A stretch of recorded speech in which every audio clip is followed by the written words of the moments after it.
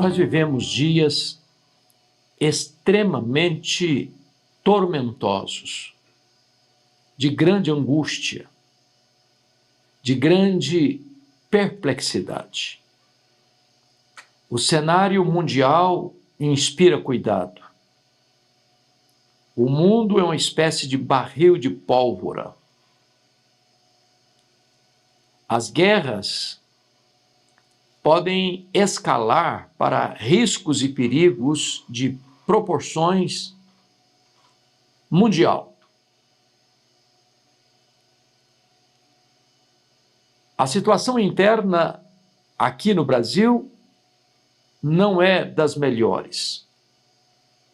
Vivemos dias de turbulência política, de insegurança jurídica, de corrupção endêmica e pandêmica. A violência campeia nas ruas. O crime assodado enfia os seus tentáculos. E o cidadão de bem se sente cada vez menos protegido.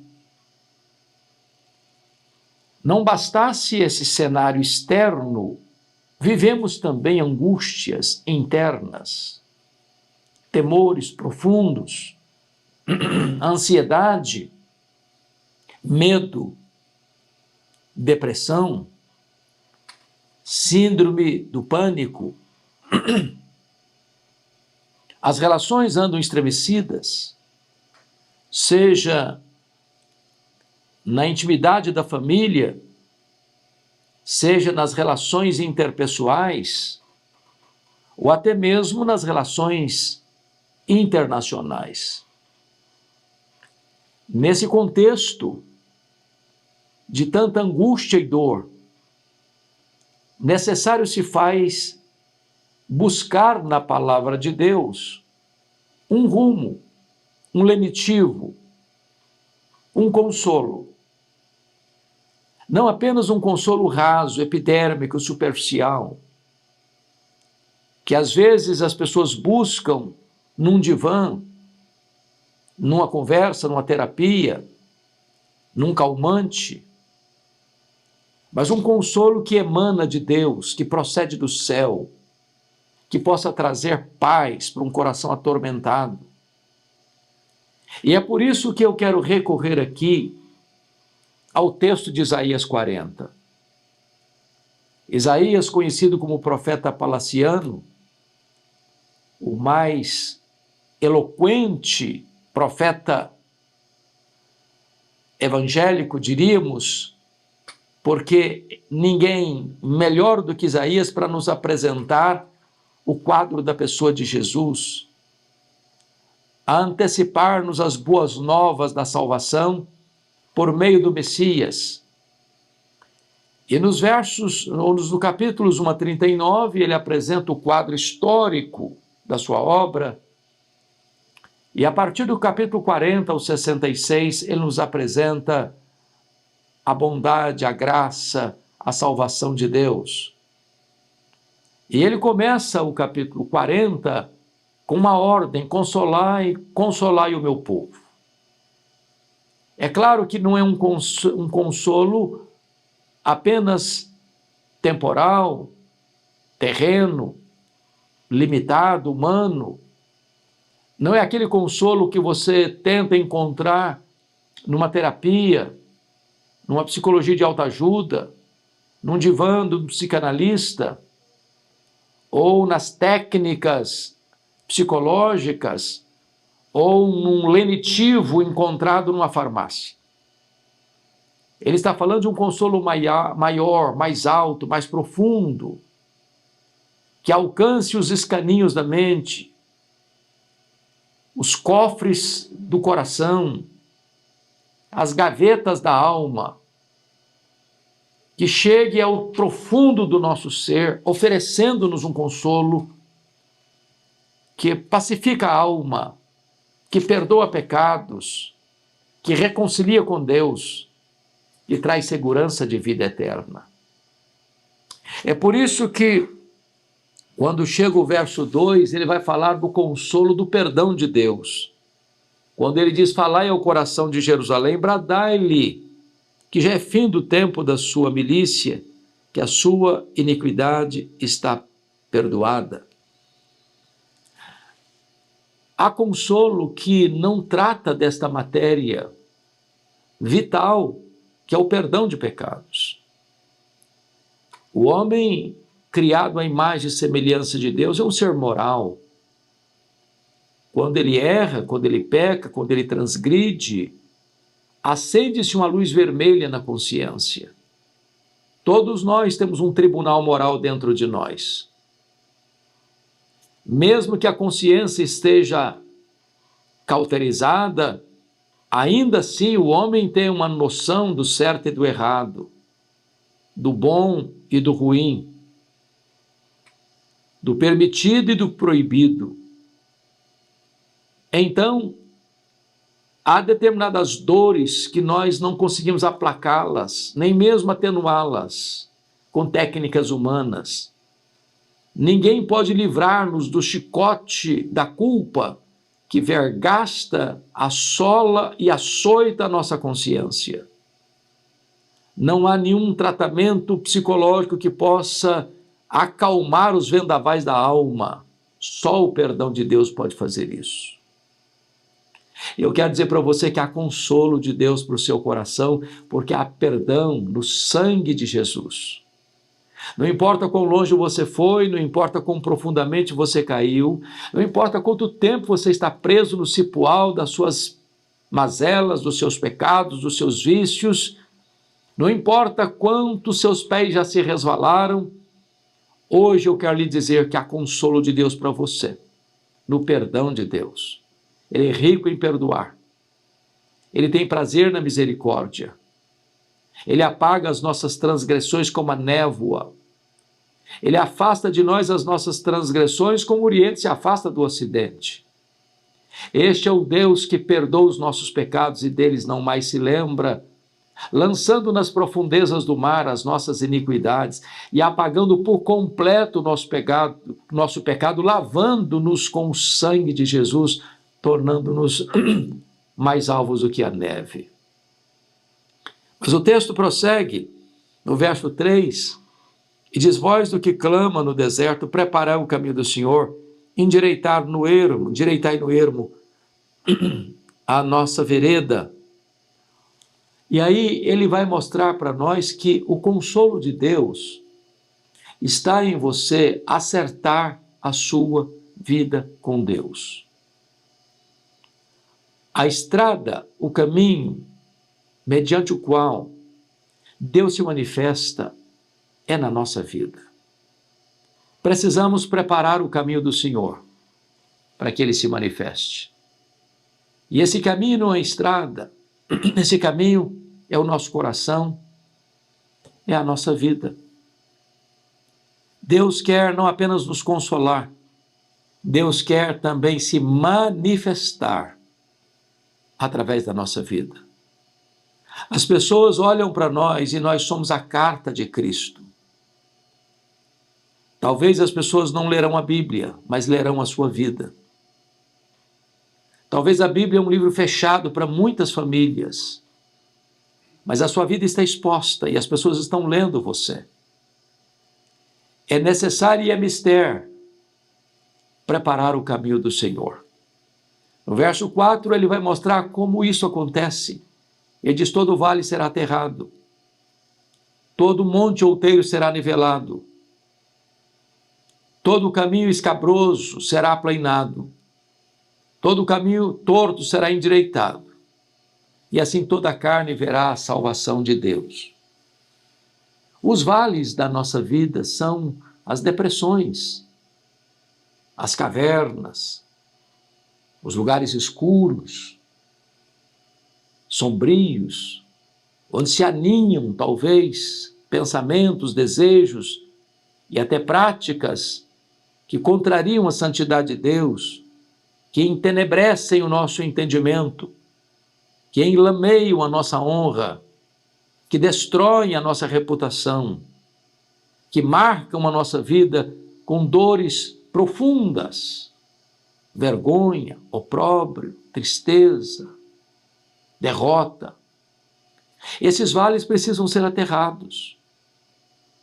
Esses lugares secretos, essas gavetas trancadas, esses escaninhos da nossa mente, onde estão guardadas coisas que poluem a vida, tudo isso precisa ser aterrado para que o Senhor se manifeste em nossa vida.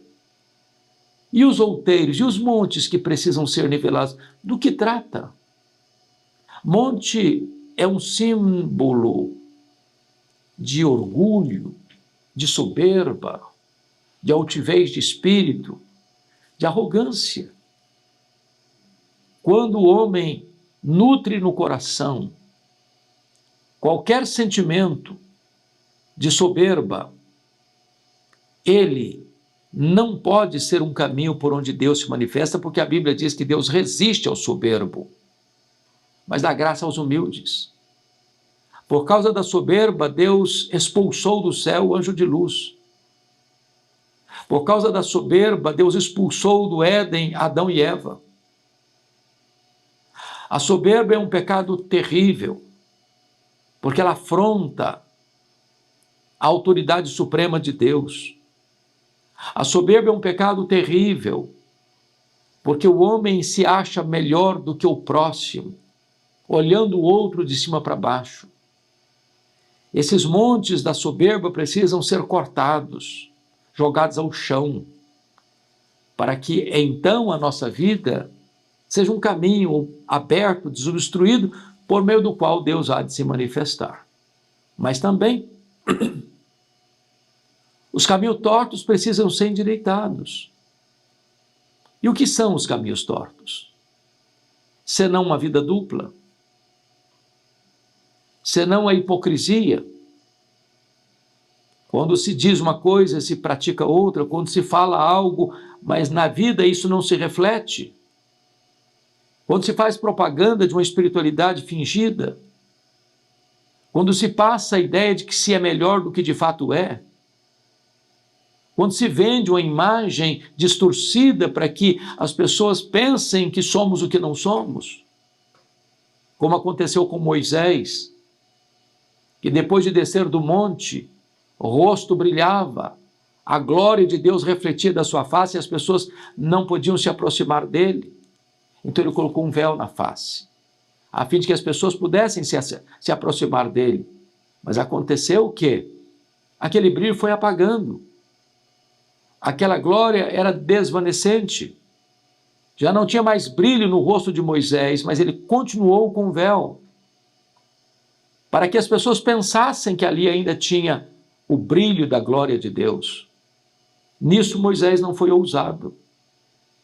Então a Bíblia nos informa que nós podemos arrancar essas máscaras, esses véus, para termos uma vida autêntica, endireitando o nosso caminho, endireitando a nossa vida.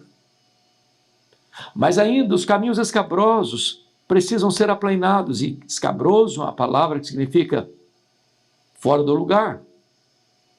Talvez áreas da nossa vida estão fora do lugar. Nossa vida pessoal, nossa vida conjugal, nossa vida familiar, nossa vida profissional, nossa vida interrelacional, a nossa vida com Deus. Às vezes tem áreas da nossa vida que nós tomamos em nossas próprias mãos e colocamos Deus na lateral. Achamos que nós é que estamos no controle. Queremos administrar nosso próprio coração. E acabamos cometendo erros graves que trarão consequências para nós, para nossa família e para quem se aproxima de nós. O texto está nos mostrando que, se nós queremos ser consolados, se nós queremos ser um caminho mediante o qual Deus se manifesta, é preciso, então, aterrar os vales, nivelar os montes, endireitar os caminhos tortos e aplainar os caminhos escabrosos. O texto ainda prossegue, mostrando que nós só vamos encontrar consolo, conforme o verso 5, quando nós entendermos quão pequenos nós somos. Uma voz exclama, e alguém, versículo 5, a glória do Senhor manifestará, e toda a carne a verá, pois a boca do Senhor o disse. A nossa vida é tão limitada e tão pequena, a ponto do profeta dizer, toda a carne é erva, e toda a sua glória como a flor da erva, seca-se a erva e caem as flores, soprando nelas o hálito do Senhor. Preste atenção nisso. Você e eu somos pequenos, fracos, limitados, terrenos, mortais. Como é possível achar que você é alguma coisa? Como levantar e ficar de nariz empinado, de peito estufado? Se a nossa vida é tão breve, como uma flor que nasce, viceja, floresce, murcha e seca. Como poderemos nutrir no coração alguma vaidade, alguma soberba, sabendo que somos tão vulneráveis? Basta um sopro de Deus e a nossa vida se apaga. A nossa vida é tão rápida como um corredor veloz. Ela passa tão rapidamente como um pensamento. Tudo passa rapidamente e nós voamos. Então, entender a nossa fragilidade, entender a nossa vulnerabilidade, entender a nossa vida tão curta e tão rápida, deve levar-nos a dependermos mais de Deus e a encontrarmos em Deus o nosso refúgio e o nosso consolo. Ao mesmo tempo, encontramos consolo quando nós colocamos lado a lado a fragilidade humana, a vulnerabilidade humana e a brevidade da vida humana com a inerrância, a infalibilidade e a permanência eterna da palavra de Deus, conforme o verso 8 nos informa. Seca-se a erva, cai a sua flor, mas a palavra do nosso Deus permanece eternamente. Em vez de você colocar o seu refúgio em você mesmo, no seu vigor físico, na saúde, na inteligência, na riqueza, na sabedoria humana, que é tão frágil, que é tão vulnerável, coloque a sua confiança na palavra de Deus. Esta palavra não fica obsoleta, não fica ultrapassada, ela não fica caduca, ela não envelhece, ela não perde a sua atualidade, a sua eficácia. A palavra de Deus não precisa ser atualizada, não precisa ser ressignificada. Passa o céu, passa a terra, a palavra de Deus permanece a mesma, para sempre a mesma. É lamentável quando você encontra alguns pregadores do topo da sua arrogância, achando que são detentores de douto saber teológico, afirmando que a Bíblia é um livro que não serve mais para a nossa geração como referência absoluta de fé e de prática, dizendo que a Bíblia foi um livro para o seu tempo, para a sua época, mas os tempos mudaram, a ciência mudou, a sociologia mudou, a antropologia mudou, a cosmovisão de mundo mudou. Então, ela não é mais um livro que sirva para nós de única regra de fé e prática, que nós precisamos redefinir, precisamos atualizar, precisamos ressignificar. As Escrituras não, 1000 vezes não. A palavra de Deus permanece para sempre. Ela não foi, ela não será, ela é a palavra de Deus. É nesse sentido que o texto diz, seca-se a erva, caem as suas flores, soprando nelas o vento, mas a palavra do nosso Deus permanece para sempre.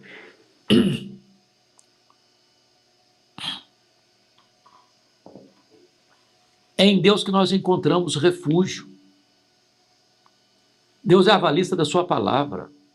Ela não vai falhar. Aliás, Jesus disse, ela não pode falhar. Então, você quer consolo para o seu coração? Busque a palavra, leia a palavra, medite na palavra, creia na palavra, obedeça a palavra, proclame a palavra, porque esta palavra é viva, ela é poderosa, ela é atual. Ela nunca vai passar. Pois bem, como é que nós podemos encontrar consolo? Nós podemos encontrar consolo no pastoreio de Deus. Versículo 11, como pastor, apacentará o seu rebanho. Entre os seus braços recolherá os cordeirinhos e os levará no seio. As que amamentam, ele guiará mansamente. Que ternura é aquele que é o soberano Senhor do universo, o Criador dos céus e da terra, aquele que sustenta todas as coisas pela palavra do seu poder, aquele que está no trono e faz todas as coisas conforme o conselho da sua vontade, aquele que dá a vida e tira a vida, aquele que exalta e abaixa, aquele que enriquece e empobrece, aquele que põe no trono e tira do trono, aquele que pega o pobre necessitado do monturo e o faz assentar-se entre príncipes. Esse Deus Todo-Poderoso é o pastor que cuida de você e de mim como frágeis cordeirinhos, como frágeis ovelhas, que nos guia e nos carrega em seus braços. Como é bom você saber que você está debaixo do cajado do divino pastor. Como é bom você saber que, apesar das nossas fraquezas, quando tantas vezes rebeldemente nos desviamos, e ele não desiste de nós. Ele vai ao nosso encontro, ele nos estende a sua mão, ele nos puxa com o seu cajado, ele nos guia com a sua vara, ele nos toma nos braços, ele cuida de nós, levando-nos a pastagens verdes, a águas tranquilas, guiando-nos pelas veredas da justiça, mesmo atravessando os vales mais escuros da sombra da morte, não precisamos ter medo nenhum, porque Ele nos guarda, Ele nos protege, Ele nos assessora, Ele nos acompanha, Ele nos fortalece, Ele nos guia, Ele nos dá vitória, Ele nos dá honra, Ele nos dá alegria, e Ele escala a sua bondade e a sua misericórdia para nos seguir todos os dias da nossa vida. Quando a nossa jornada aqui encerrar, então, nós habitaremos com Ele para sempre, e sempre, e sempre. Então, o profeta Isaías vai nos falar ainda deste consolo de Deus que nós encontramos na majestade do próprio Deus, que é o Deus Criador, aquele que mediu as águas na concha da sua mão, mediu os céus a palmos, espalhou as estrelas do firmamento. Nós vamos encontrar consolo neste Deus, que é a origem de todo saber, que é a fonte de todo conhecimento, que não precisou ser instruído, ensinado, porque dele emana todo o saber, toda a ciência, todo o conhecimento. Nós encontramos consolo neste Deus que não é semelhante aos ídolos dos povos criados, forjados, formados pela própria mão humana, mas é o Criador e sustentador de todas as coisas. Nós vamos encontrar consolo neste Deus, que é maior do que as grandes potências econômicas e militares da terra, porque considera todas elas como um pingo que cai de um balde, como um pó numa balança de precisão, como nada, como um vácuo, como menos do que nada. Nós vamos encontrar consolo neste Deus que é maior que os príncipes desta terra, deste mundo, os poderosos que têm comando hoje, que estão assentados em tronos, seja no poder legislativo, executivo, judiciário, não, todos esses príncipes são nulidade diante dele. Ele é o soberano Rei dos reis, Senhor dos senhores. Então, você não precisa ficar angustiado, não, porque tem consolo para você. Ele faz forte ao cansado. Ele multiplica as forças ao que não tem nenhum vigor. Na verdade, os jovens se cansam, se fatigam e de exaustos caem. Mas os que esperam no Senhor renovam as suas forças. Sobem com asas como águias, correm e não se cansam, caminham e não se fatigam. Em Deus tem consolo. Em Deus tem uma fonte inexaurível, inesgotável de consolo para o seu coração. Talvez você está atormentado, aflito, angustiado. Talvez você tenha vivido até debaixo do tacão cruel da depressão. Talvez a ansiedade tenha consumido os seus dias. Talvez você tenha até flertado com a morte, pensando que não vale mais apenas viver. Não vale mais apenas viver. Eu quero encorajar você. Volte-se para Deus. Volte-se para Jesus. Ele é o Consolador. E Jesus Cristo, sendo o Consolador, disse: eu vou voltar para o Pai, mas eu vou enviar o outro Consolador. É o Espírito Santo, que veio para nos consolar, que veio para nos assistir, veio para nos fortalecer. Se você colocar sua vida nas mãos de Jesus, se você agora mesmo for revestido com o poder do Espírito Santo, um consolo divino, celestial, virá sobre você abundantemente para trazer alívio para suas dores, para trazer perdão para os seus pecados, para trazer refrigério para a sua alma. Que Deus abençoe poderosamente a sua vida. Se essa mensagem abençoou o seu coração, inscreva-se neste canal, leve esta mensagem, compartilhe esta mensagem com outras pessoas, porque há consolo disponível para você, para mim, para todos nós. Deus abençoe sua vida.